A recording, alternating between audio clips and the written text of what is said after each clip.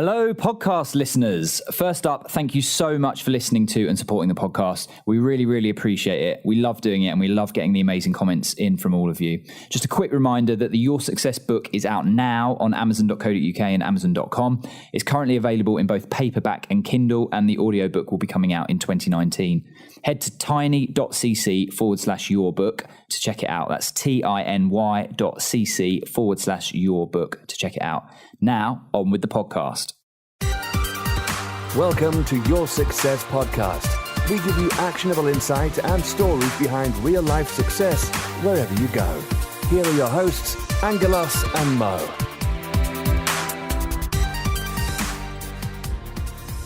I'm delighted today to be recording part 2 of a 3-part podcast with Angelos and Mo of Your Success Podcast here in London at my studio.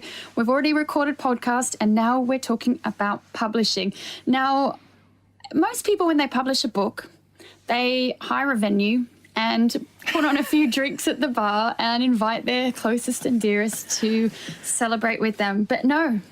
This was not good enough for Angelos and Mo. They had to hire a cinema, shoot a proper thriller video or action video, and have it at the launch at a cinema, no less. So, guys, thank you very much for joining me for our discussion on publishing. Thanks for having us, Nicole. Yeah, thank you for having us again. Yeah, it was certainly a good event, wasn't it? Yeah, it was absolutely brilliant. Question. Go on.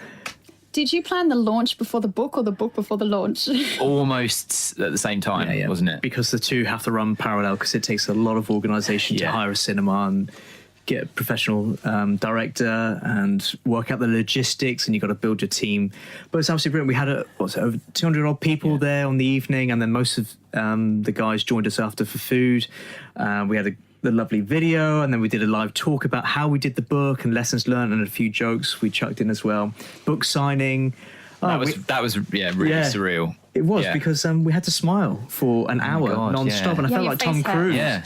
I was like, I'd never smiled so much in all my life for all the selfies. It was brilliant. Yeah, it was really good fun. It was brilliant, and I was thrilled to be invited to attend. You asked me months before that I would attend, and I just thought it was in Portsmouth and said, yeah, sure, no problem, an hour or so.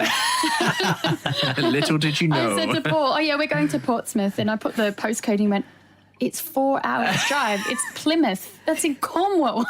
Oh, whoops! I've committed to this. Near enough, but it's worth it, right, Nicole? It was worth it, but I did hold up proceedings. We were watching you from the top. Everyone was sat in their seats, and we were waiting for Nicole because obviously you're maid of honour, right? Maid of honour, VIP, a very important presenter, and we were just watching guest of honour. Guest of honour. We were watching from the little booth at the top, and everyone was sat and everyone's quiet, and then you walked in and I was like, right, now we can begin, but it's okay, it's fine. I was in the car just relaxed because it said 6:30, and so I thought, well, I'll walk in at 6:30. So I got changed in the car. That's why when you said I was watching it, oh no. It was funny that we were talking with the team behind the stage, and it was a proper military operation, wasn't it? It was. You have to treat it like a military operation. Everyone was brief. We had a full-on minute-by-minute schedule, and then Nicole just tears it all up. We work on Nicole time as opposed to our time. I got in trouble too from your team. Your team really ripped into me for being late. Good, well done, guys. Cheers, Lucy. Thanks for you. Right. So next time you send me an invitation, just put what time you want me there, not what time it's starting. You probably didn't get in as much trouble as I got in when I didn't even put my fiance on the guest list. And she'd come down. Your ex-fiance. Sorry, Lucy. She'd come down all the way from London and on the train, and then she turns up and she's like, oh no, sorry, you're not on the list. Oh my god, someone slept alone that night for the next month.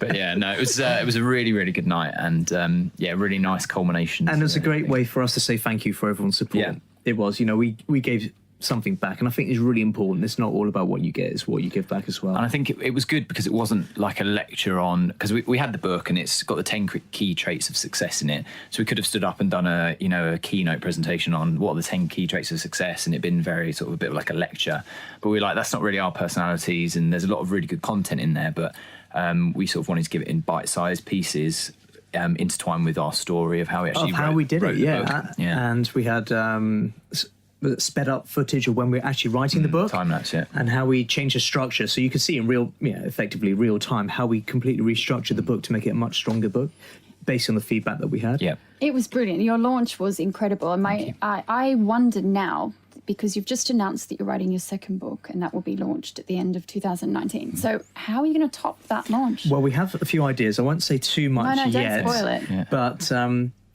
oh God, I'm so tempted to. Don't. But no, I better not. No, don't, leave it. It's going to be bigger and better. And we have a few ideas in the pot, so yeah, we'll just leave it like that. It's difficult to outdo yourself sometimes. I'm just about to start remortgaging my house to pay for the venue. So it's going to be The good. London venue? Yeah. It should be in London this time, given that you're based here, Mo. Yeah, Oh, it could I very think well it might be. be. Oh, don't want to say too much. Hello, Big Ben. Oh, no, I'm joking. Actually, Lucy, my fiance, still Current, luckily yeah. my fiance, she works at the Roundhouse, which is a pretty cool venue. Very cool. But it's not cheap to rent. So I think it's a little bit too small for what we're Is it? looking at. Yeah, it's only like 3,000 capacity. Not good enough, yeah, mate. Not enough. Not good You're enough. right. Yeah, right. Okay. Wembley Stadium it is. Yeah. I was thinking O2, but yeah, Wembley Yeah. will do. Yeah. Yeah. We'll see.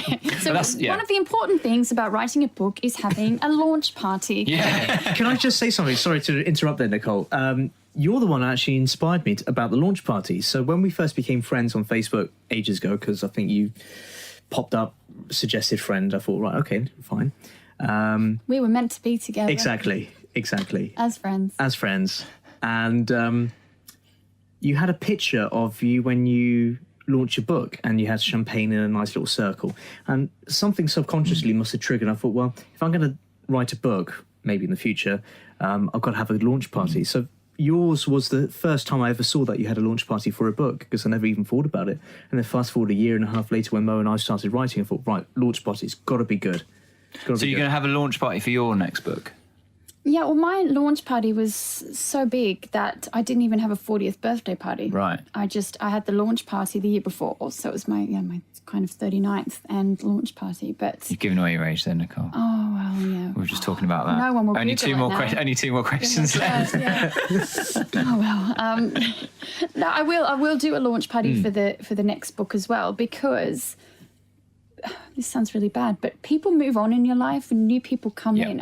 It should be new people come into your life, and you want to share that experience with them. And so for me, my circle has grown, and I want the new people, such as your good selves, to be part of that definitely. celebration next time. So And also, yes. I think it's a really nice way to give back a little bit to the people that have supported you, and you can do competitions, and you can give away VIP invites. What we did for some of our guests that were at the Sell books, sign autographs, all these amazing things that we laughed and joked about, but actually people do value it and they do enjoy it, and it's all part of an experience and no one will forget it.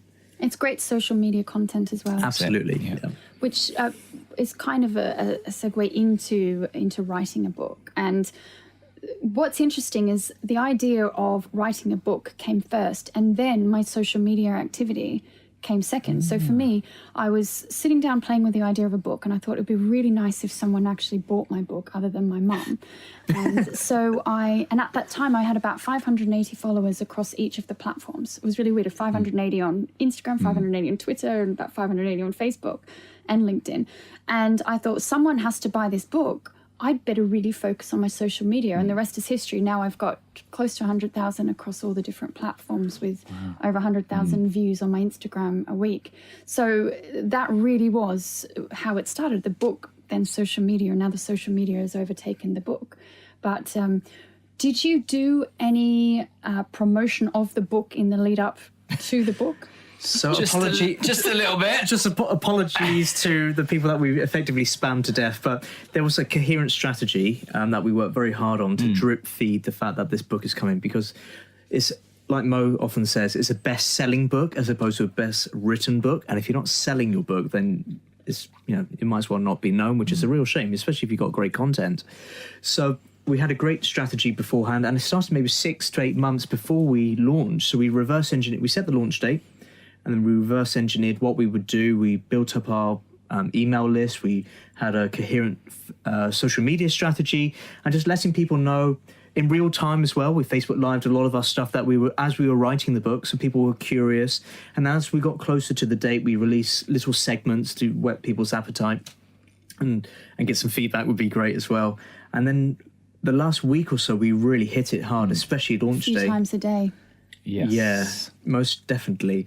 But I think we did do a lot, but now I can see that when we do the next one, there's even more we can do. Apologies in advance. Yeah. A lot of people are going to be unfollowing us. Yeah. Just right from the very beginning. So sort of in the next few weeks, when we start talking more about what the book's going to be about and things like that, we'll start the content, drip feeding the content out. We also we were having a conversation about how much of the book do you sort of give away as part of the build up and the content strategy. And actually, I think we were probably a little bit like, oh, well, if we give too much away, people won't buy it. I think it's actually the reverse. I think the more you give away, the more people are likely to buy it. Yeah. You're never going to give away, the whole manuscript. You're only going to ever do highlights. And I think one of the first things we were told when we were writing the book is the importance of networks. Yeah. Build that audience, because if you've got no one to sell it to, then it's just going to flop and die. And no one likes a floppy, right? So basically, the most important thing that we were doing as we were writing the book, as we were planning the party, was creating those networks. Yeah. I mean, you of all people, Nicole, I mean, you are the social media queen as far as I'm concerned. Can you give some advice on how you build those networks within, let's say, 6-month period or so? In 6 months, yeah. Well, I think you guys, what you did with your book and what you're doing with the next book is actually giving me ideas for what I should be doing with my book. And you're exactly right. It's about documenting the journey and documenting the process, because I think the key to all social media is to be aspirational, but not too aspirational. So it should be achievable aspiration. And so if you're showing, so many people want to write a book, if you're showing people how it can be done and how you're doing it, and not just that you click your fingers and a book's written, that you follow a process, this is really interesting to people and people want to follow on that. And what you're doing in property is really interesting. What you're doing with your podcast is really interesting. All the people that you speak to. So again, these are 3 different areas of your life that you can almost overlap and draw into your network. So really it's documenting, isn't it? That's it. I think the other thing that you also helped us out with in terms of like doing competitions and things like that is we gave you some books, and then you did a giveaway, and that got a lot of traction as well. And I know you do the various like competitions on Instagram and things like that. And I think, as you were saying about having the networks, if you've got different people in the different areas that can promote it for you, you just got to leverage that. Yeah, so confession time, Mo, we had a hit list of all our power networkers, of which Nicole was pretty much the top. Yep. And it's just working with yourselves to see how you can gain and we can gain, so it's a win-win for everyone to try and increase the power of our network. So it's like networking on steroids. It's influencer marketing. Yeah, it is. Yeah, exactly. Which I think there's a book coming out. Yes. That's right. It's half written. Okay. Tell us a little bit more about that one, Nicole. Yeah, well, life tends to get in the way. And really, my first book, I did click and a book was there. And maybe you think it if you read it, it shows that was the case. But if it's your story, it's different, isn't it? Yeah. It's easier to write a story than it is to write a book about facts and strategies. Yeah, mine was strategies as well. Yeah. If you've read the book, you'll realise that the first 2 chapters are my story, but then it's strategies on how to get started in property. Thanks, Mo. But the second book is kind of my story as well, and it's strategies. It's just how I got it, how I worked. So it should be easy to write then. Yeah, it should be. But the problem is writing a book on something like social media is it changes. Yeah, how do you make it? But then you need edition 2, 3, so you could potentially keep that going forever, right? I could. That's a very good idea. But you still have to update it all the time. Oh, yeah. You do. But I think also what happened is I started writing it over Christmas 2017. Yeah, 17. And then Gary Vaynerchuk released a book that was almost exactly the same. And I felt really disheartened. And then I read his book, but it left me wanting more. And there was nothing else to read. So I think that people, if you're reading about social media, all of a sudden you want to read more and more. It's the same as if you're reading about successful people. You want to read more. And that's why you do need to write. But then I think what you said about it being what did you call it, obtainable aspiration. Yeah, yes. I think people would relate more to what you've done than maybe what Gary Vaynerchuk's done. So I say, Gary who? Yeah. like.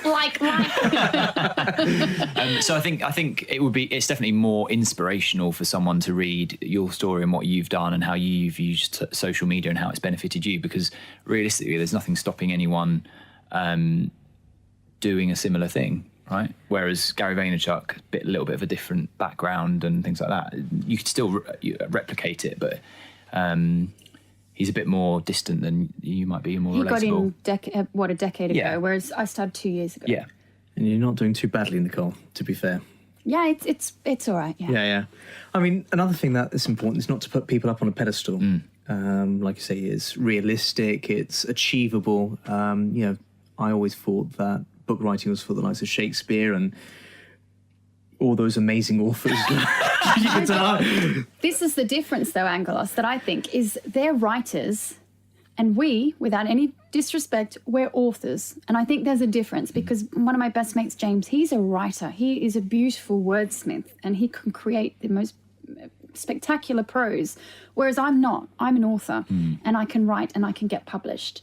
And I think there's a big difference. So authors are more storytellers, do you think? Authors are public. If you're published, you're an author. But not all writers are published authors. Yeah, that's true. But not all authors are writers. I think there's a real distinction there. Yeah. Novelists are writers and authors. People who write a business book like we have done, I don't necessarily think that we're writers. No.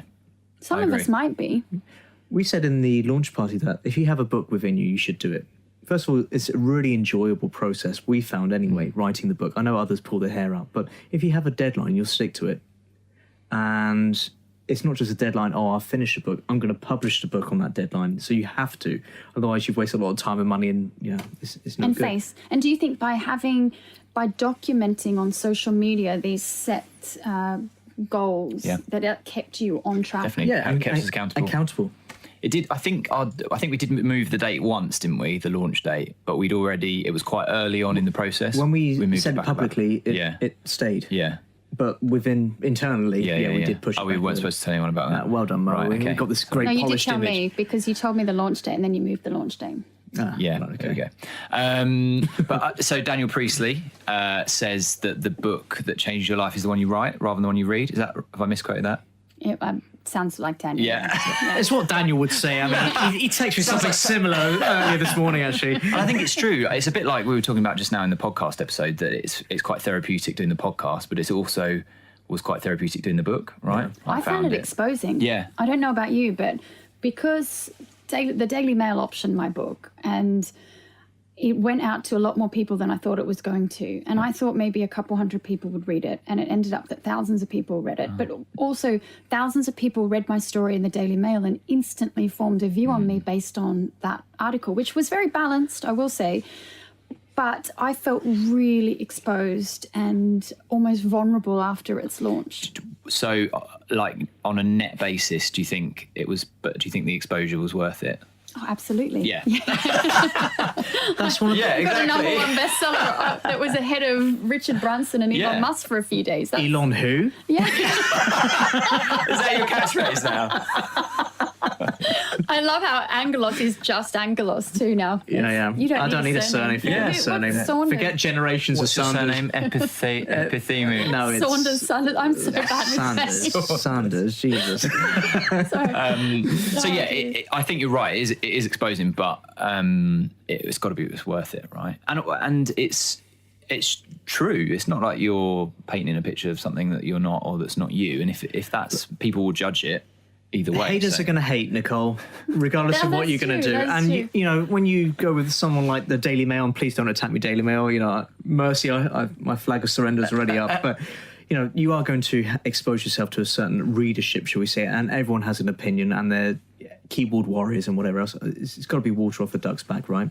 Yeah, that's right. And it's all about the number of messages, which I know you guys get as well, but the number of messages I get saying, I've just read your book, you've really inspired me, this is what I'm doing. And that warms me. It really does. And I think, okay, this is why I do it. And yes, it doesn't pay the bills. I got my royalty check. Oh, yeah? Do you guys get royalty checks? No, We're Started? direct. Yeah, we self-published, didn't we? Yeah, I'm doing that. Yeah. I'm doing that. Good job this isn't live. Good job. Yeah, no, Yeah. I get royalty Yeah. checks every 6 months. Yeah, Now, yeah. I'm going to be really open what my Go royalty on. checks are We'll because tell you ours.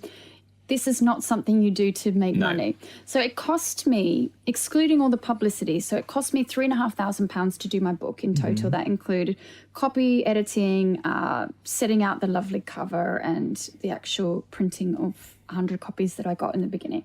So, and the publishing with an ISBN, yeah. So all of that cost me $3,500. My first royalty check that I got in July last year came to roughly 2,500, and then I just got a royalty check through yesterday for £936. So I've Over what period? just covered. So that's for a 6-month period. So I'm That's not bad. Yeah, I'm not do you know going what? Do you to- know your unit sales? Yeah, it's now I get a roughly £2.50 book. No, how many? So How many? units? Yes, Yeah. I did what that 300 2,000? and So- roughly 350 books last, and then a couple thousand the one before, or yeah, maybe about 1,000 the one before. So in total, it's about 1,300, 400 ish books. That's not bad. Shall I share? Yeah, okay. So £3,000 it cost us to publish the book and our cinema launch party. Yeah. I think that's fair to say. Cinema Oh, was yeah, my launch party was another $3,000 on top, just in alcohol. Jesus, Nicole. Maybe we won't do the next one in London. No. Sales wise, so we have that initial massive spike and we can see it in real time because we're using Amazon and Kindle and all that kind of stuff. So per unit, you happy with me going Yeah, down? yeah, yeah. So per unit, we're selling at £12.97 and I think we make about £10 net, That's good. of which we split 50-50, so it's £5 each. Five net. Oh, so it's five Five and net, of which yeah. we split Yeah, 250 yeah, each. yeah. Okay, that's cool. And then we get slightly more on the Kindle side of things because although it's cheaper, the margins are higher because there's no physical copy to things. So we actually make more money through the Kindle than we do through the paperback version. How much are we selling?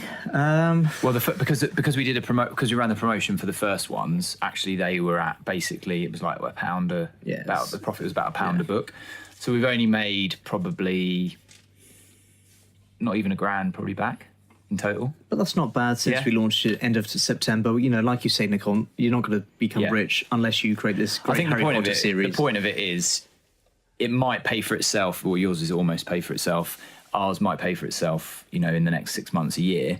But that's not the reason you do it. That's not the That's got to be reason. the point. yeah. If you're doing it to become millionaire, If you take if we took into account the amount of hours writing it, all the other time around Yeah, yeah. promoting it and everything else, the ROI would would be be Yeah. It would Your be, hourly it would rate be- is what? it would be 0.005 It'd be p an decades hour. to pay for But itself. But Yeah. the enjoyment That's not the and the point. learning is priceless as far as I'm Yeah. concerned. And the branding. yeah, Everyone now knows you guys Yep. as the Your Success authors. So that branding is invaluable, isn't it? Yeah, and we've been approached by people all over the world who want to interview us now. So it's absolutely brilliant. And we can't wait for the second one because we'll streamline and everything that we've learned and made it into a much shorter writing period.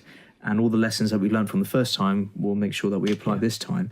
And we think it's going to be a lot more relatable, this book. It's a practical guide on potentially how to eject yourself from full-time employment, which I guess most people want to do, but may not have the courage or an idea of how to do it. or people think they want to do, but actually think they want to do that because they've seen or heard other people do it, but maybe it's not the right thing for them ever or at that time. Or just letting them know what are you going to get yourself into, because it's not easy. Sometimes you think, yes, I'm out of my full-time job, I'm a self-employed entrepreneur, but the reality is it's probably going to be very difficult for the first few years, and not a lot of people understand the sacrifice, the delayed gratification that's involved with it.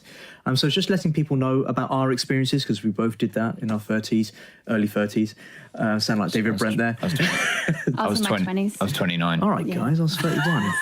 I think I was about 26, 27. Oh, nice. Yeah. That's amazing. But I think the key point, I think the key risk to leaving full-time employment, and this is sort of off topic before I get us back onto topic, but the key thing that you need to realize You're about, writing this down for the book. Yeah. Go on, about Nicole. leaving full-time employment and becoming an entrepreneur is it's very hard to go Yeah, back. yeah.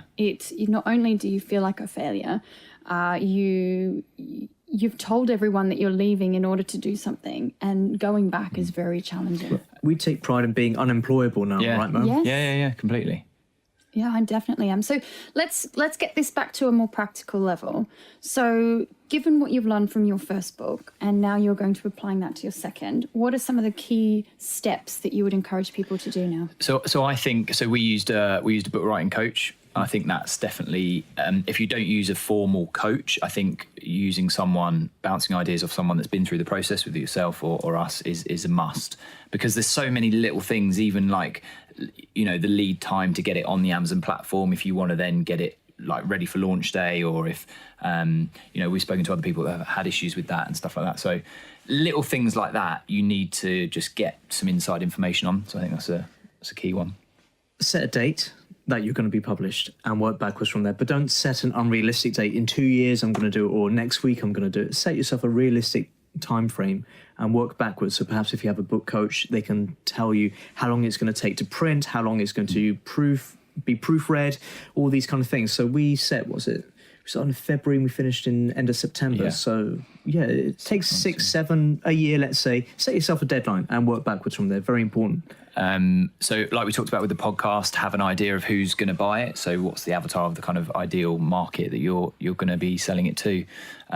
Structure, have some structure to it.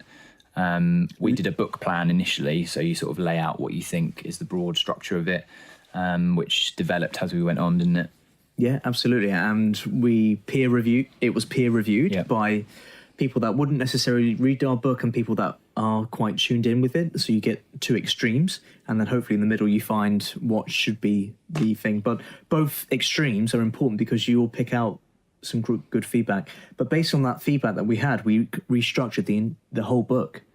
So it's really important to do it, and it's a much stronger book now with a common theme running right throughout. You actually rewrote, because you had a narrator, didn't you, throughout the book, or a character throughout your whole book that you then removed from the book after the review. It's a bit of a touchy subject. There was a guy called Ted who we'd used. What was it for? Oh yeah, to talk about regrets. Yeah, because you don't want to lay on your deathbed with regret, right?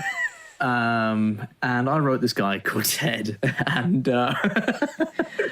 basically it's just talking about Ted's regrets. So he was laying on his deathbed. He was like this grey worker for an accountant, and he'd always wanted to be something more. He always wanted his own business. No offense to anyone who's yeah, sorry, accountants. Yeah. You're all great guys, honestly. Yeah. Not podcast sponsors. Yeah. And basically I just wrote this story about how these figures, his dreams of the past, came to him and said, you know, Ted, why did you let us die? Why didn't you allow us to come out? And it's a real shame.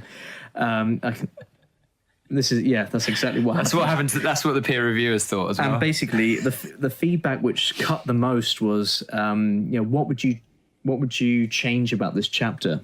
And they said, if only Ted wasn't in this chapter. And that no. So at the end of the thing, Ted goes, or what is it? He goes, if only, which are the two saddest words in the English language, because he was like, oh, if only I'd done all these things. That's what he was thinking after he died. And one of the peer reviewers, who will remain nameless, put in, if only Ted wasn't in this book, or something like that. That cut deep. So you can't be too defensive when you're... And he didn't make it to the final cut. So yeah, it's important to listen to your peer reviewers. And there's definitely a case for some of the feedback that we got from the peer reviewers, and we just ignored, or we thought, okay, we're reading it. I can see why they're saying that, but they don't really understand like where we're going with the book. So we'll just park that. But some bits were really invaluable, which I think why you need to have a spread of people, so you can actually say, okay, well, this guy's like one of our peer reviewers had written a book before and was a very experienced business person. Some of them had never written anything. Some of them had never done any personal development. Some of them were in business. Some of them weren't. Some of them employed. And you get a really good spread. But the common theme across a lot of them was just the structure and the flow. And then that's the bit that we knew we needed to focus on. Everything else was like small tweaks. It was opinion, really. Yeah. And everyone has their own opinion. So exactly. And based off that, we set ourselves 3 days to wrap up the whole book, right? 3 days just to put it all together. Yeah. So we were just going to tweak and write and, you know, just polish it all up, make it amazing. What we ended up doing on day one was we didn't write a single word. We restructured all the book. And if you had told me that the day before we did it, it's like, no way, we definitely don't have time. But thank God we set ourselves enough time to do it. One other thing I'd just like to say, Mo, and that we're going to improve on the next time, is that we went away for a romantic weekend for 3 days. Was it 3 days? Yeah, twice. We did that twice. Yeah. And our first romantic weekend away, we wrote loads, absolute loads, but it wasn't enough. We didn't have enough time to write the whole book. So then we went away again for another couple of weeks. But what we found is that we kind of forgot what we initially wrote. So we had to read back, remind ourselves, and then crack on again. It wasn't great. So next time we're going to do it for, I don't know, 5-7 days, whatever it is. And so that we've got enough time to write the whole book, and then we can go back and polish it off, as opposed to it being broken up. So if you are going to do it, just write it in one batch. I concur with that, because my first book I wrote in about 11 days, I think. And it just flowed. And I did it over Christmas because I knew that the phones would stop, emails pretty much stop as well. And I just had this beautifully focused time that I could just write, and it worked perfectly. That was 2016-17.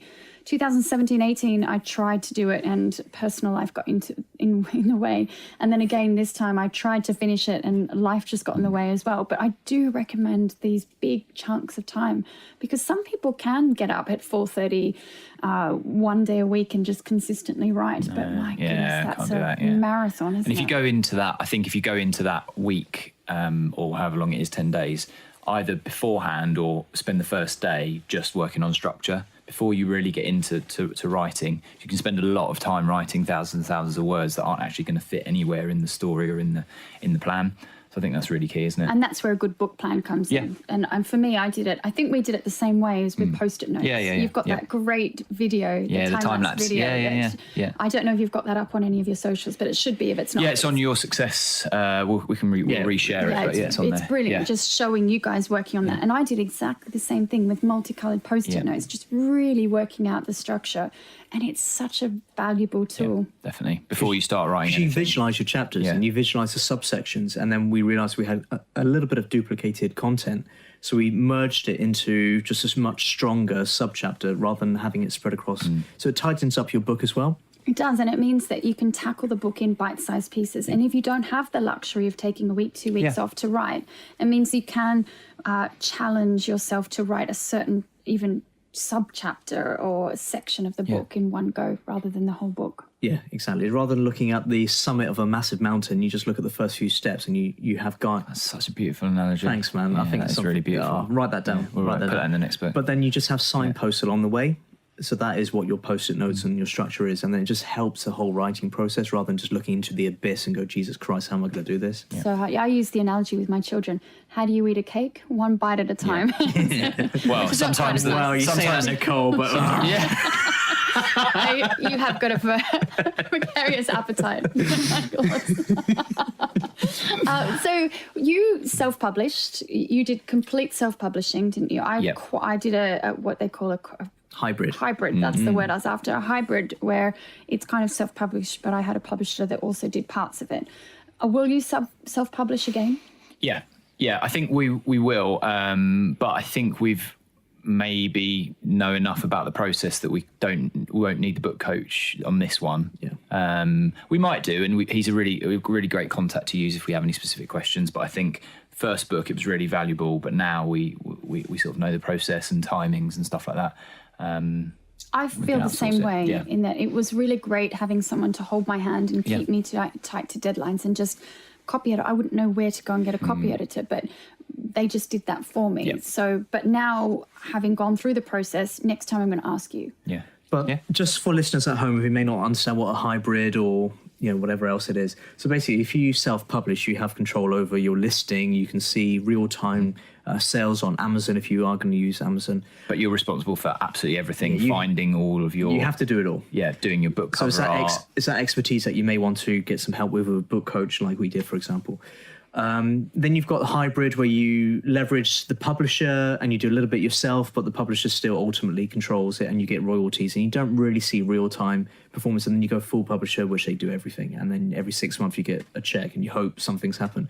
But you might get an advance if you do. Yeah, that's only if you go through full publishing. Yeah, if you go through the traditional publishing. Which is very, very hard to do if you haven't got track record or anything like that. It's very, very hard. But also what's interesting is my friend who's the writer, some of his friends are published and they've got books that sell.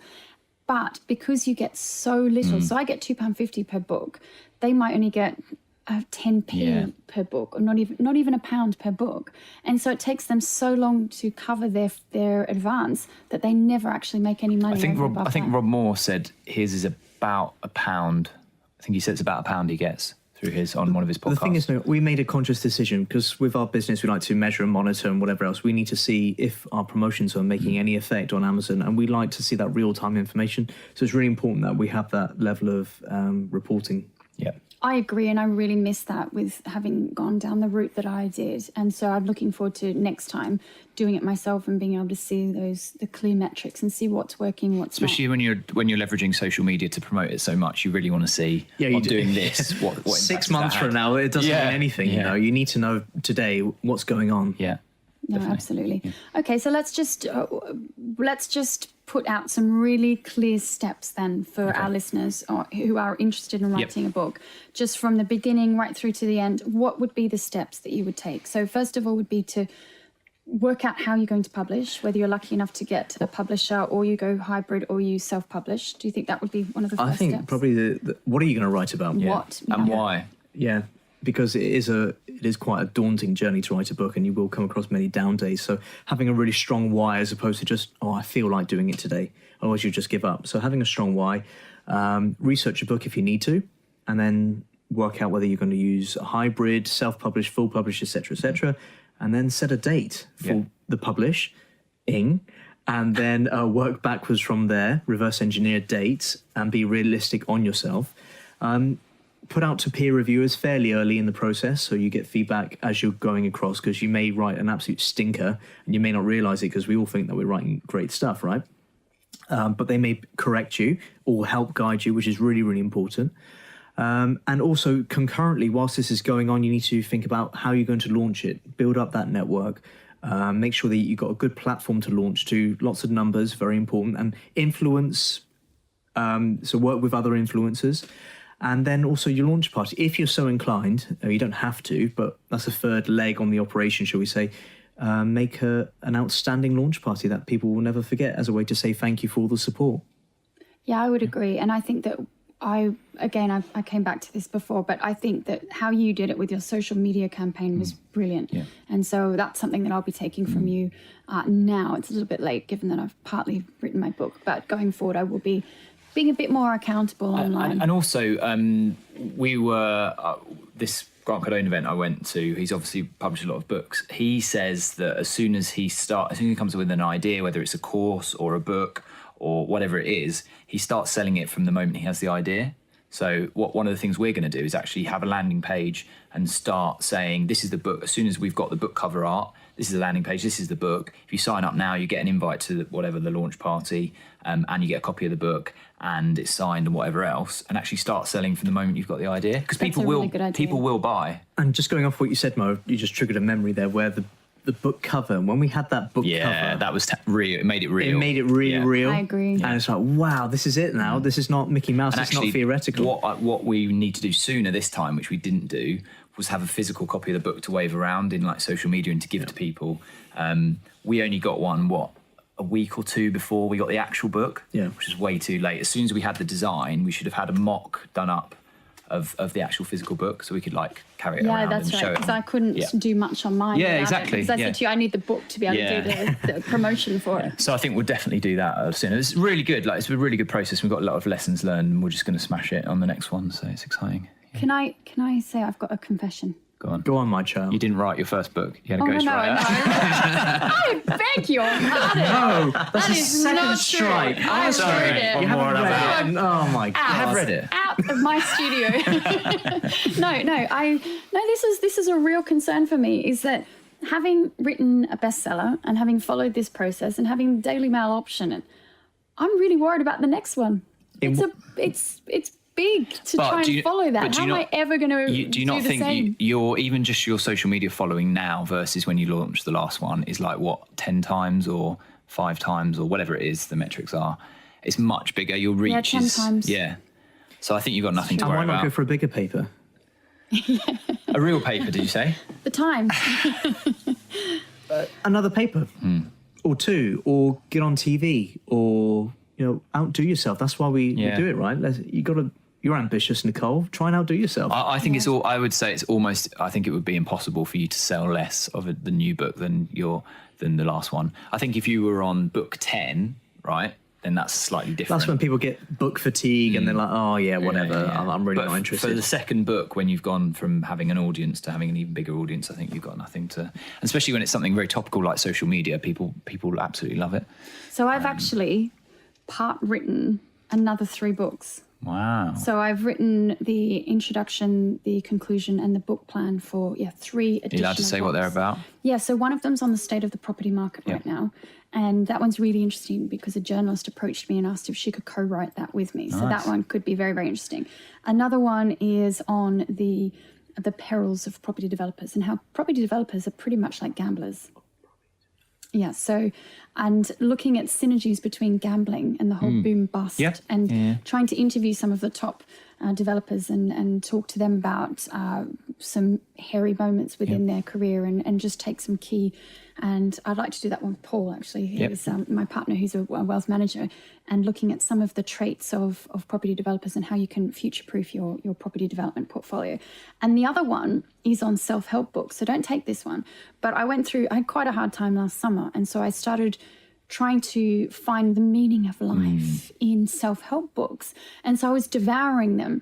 And what I want to do is write sort of the key takeaways from a series of books and perhaps try and get some interviews with the authors and see how they have progressed from when they wrote the book to now and how they're thinking. And then at the end, present what I think is a really good mix of all the top tips from these self-help personal development books and what I have taken away and what I'm using and what I'm not. So there's sort of the 3 key books that I'm really working on concurrently, as well as the social media book. Can I share something? Go on. You're writing about Star Trek. Oh no, sorry. I don't mind. I've got enough knowledge and I've built up a great network of Star Trek. A big shout out to StarTrek.com. Anyway, so I've had an idea since I was in my teens about, it's a fiction book set in the medieval times. I won't give away everything, but my hero goes through the bloody worst of the worst. And it's called Fantasia. And I can't wait to one day write it. And it's a novel. It's a novel, yeah. And the other books, in the future, whenever it would be, like the top 10 people that have changed human history and just profiling them and how they've changed it and why we still feel those effects today. So that's in the that would be future. interesting. I like that idea. I really like that because that's. I think you could come up with some really interesting people to profile. I mean, they're all going to be Greek emperors or historical Adonises, figures, aren't they? And Kylie. And Kylie, well, she's done lots of them. Minogue, not Jenna. Yeah. There's only one Kylie. Yeah. There's a lot of wannabes. One of the things that we did as well with our last book, I don't know whether you could use it in any of yours, but is we did the toolkit. So we did an online toolkit so people can read the book and then they can either do it chapter by chapter or at the end of the book they can go onto the toolkit. They download the toolkit, we get their email address so we can then follow up with them if we want to and send them some cool stuff that we're doing. But more importantly, it makes the book actionable and tangible so they can say, read the first chapter on like vision and values and things like that, and then they can then go in and say, well, okay, name 3 things you want to achieve in the next 6 months or whatever else it is. I can't remember the exact things we put in there.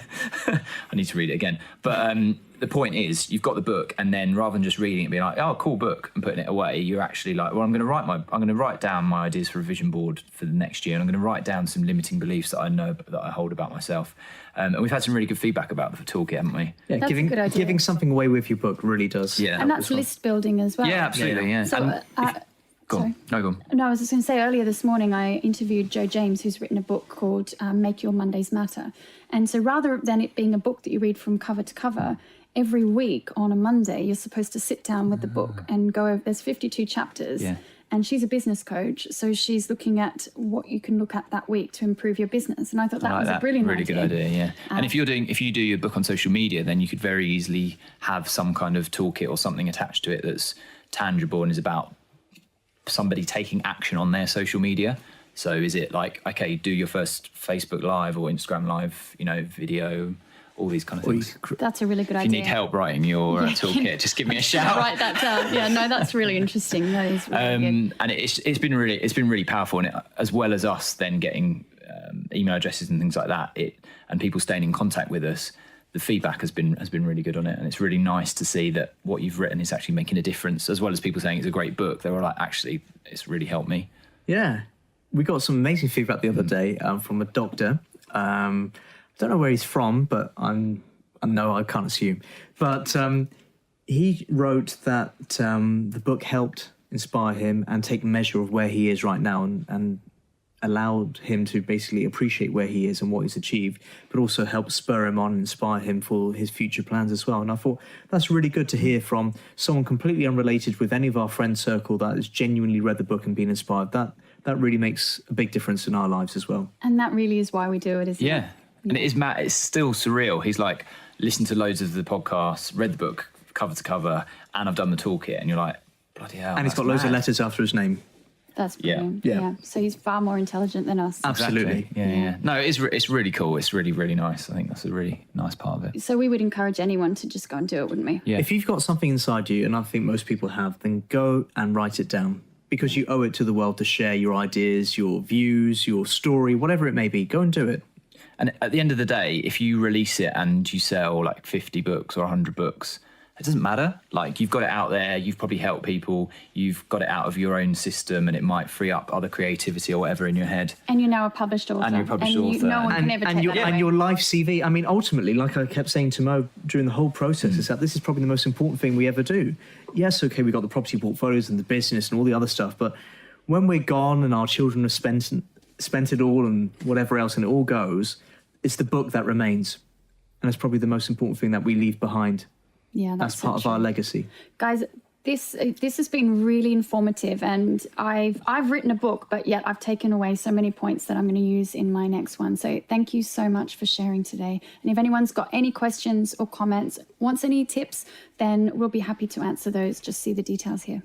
It's amazing, yeah. Thank you so much for having us on. I just wanted to say it's quite funny. I don't know if you've had this, but we've had quite a few people say, are you running a course on book writing? Which we're not, but You never know. It's quite an Three of us, interesting. there you go.